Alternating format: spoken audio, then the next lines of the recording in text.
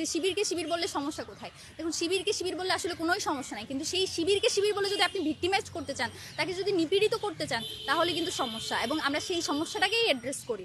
কাউকে ট্যাগিং করে তাকে আপনি আন্ডারমাইন করবেন, তাকে ডিহিউম্যানাইজ করবেন, এটার বিরুদ্ধেই আসলে আমাদের প্রতিবাদ। আপনি শিবির বলছেন, সেটার বিরুদ্ধে। দেখুন, আমি শুধু যে ছাত্র শিবিরের প্যানেলে আসার কারণে হয়েছি সেরকম না।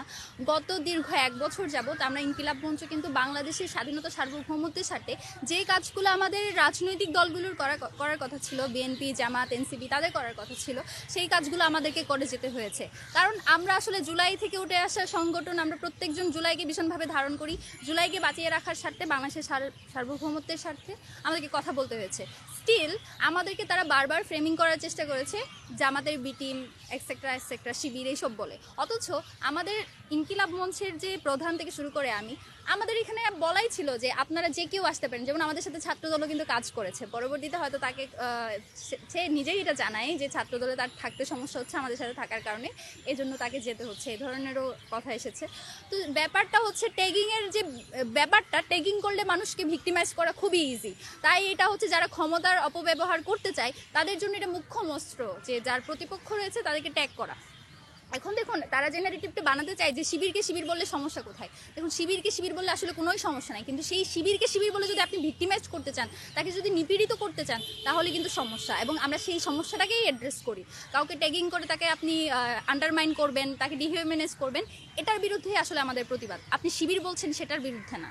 দেখুন, আমার কথা হচ্ছে, জামাতের যে প্রশ্নটা বারবার চলে আসে এবং শিবিরের যে প্রশ্নটা বারবার চলে আসে, আমার কথা হচ্ছে এই যে রাজাকার ইস্যুতে যে রাজাকারদের ছবি কেন টিএসসিতে টানানো হয়েছে, এই প্রশ্ন যখন বারবার আসে, আমার কথা হচ্ছে তুমি যদি কোনো কিছুর বিচার চাও, তুমি সেটা লিগ্যালি যাও। তুমি কেন শাহবাগের মতো মব করবা? তুমি কেন সেখানে গিয়ে তাদেরকে বাধ্য করবা যে একটা বিশৃঙ্খলা সৃষ্টি করে তাদের সেই জিনিসগুলো সরিয়ে ফেলতে বা তাদের উপর হামলা করার চেষ্টা কেন করা হবে? আমার কথা হচ্ছে, তুমি যদি লিগ্যালি যেতে চাও, তুমি যদি শিবিরকে যদি তুমি মনে করো সে গণহত্যাকারী, তুমি লিগ্যাল স্টেপ নাও, তুমি তাকে নিষিদ্ধ করার ব্যবস্থা করো। আমি তো জানি না শিবির 1977 সালে মানে যে তৈরি হয়েছে, তারপরে সে কোথায় গণহত্যা চালিয়েছে আমি তো জানি না।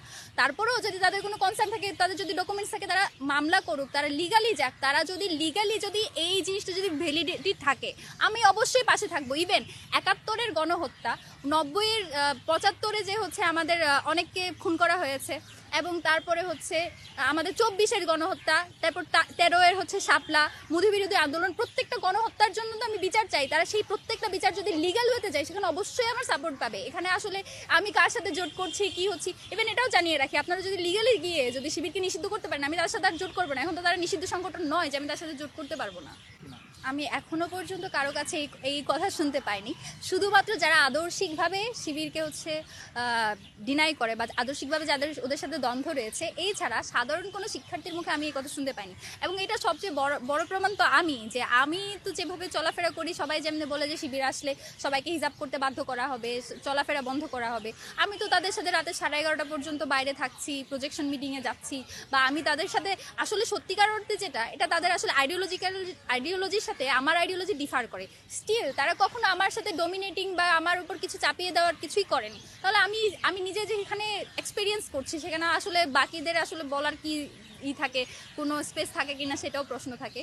এবং আমরা আশাবাদী এই যে ভুল ধারণাগুলো গত 16 বছরে ছড়ানো হয়েছে, আমার যারা প্যানেলে রয়েছে তারা সকলেই চেষ্টা করছে ভালো কাজের মাধ্যমে সেই জিনিসগুলোকে ভাঙার। এই যে মিথ্যা নেগেটিভগুলো চাপিয়ে দিয়ে ভীতি তৈরি করে ফেসিবাদ কায়েম করা হয়েছিল, সেগুলোকে সরাবে। এবং আমি বিশ্বাস করি বাংলাদেশপন্থী যারা থাকবে তাদের সাথে থাকতে আসলে আমার কোনো সমস্যা নেই। যেটা আমি বারবার বলেছি, ছাত্রদল বাংলাদেশপন্থী দল হিসেবে তারা যদি আমাকে তাদের প্যানেলে ডাকতো, আমি সেখানেই যেতাম।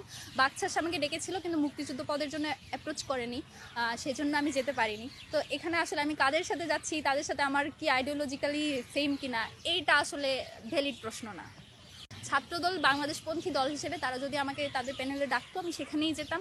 বাকশাস আমাকে ডেকেছিল, কিন্তু মুক্তিযুদ্ধ পদের জন্য অ্যাপ্রোচ করেনি, সেজন্য আমি যেতে পারিনি। তো এখানে আসলে আমি কাদের সাথে যাচ্ছি, তাদের সাথে আমার কি আইডিওলজিক্যালি সেম কিনা, এইটা আসলে ভ্যালিড প্রশ্ন না।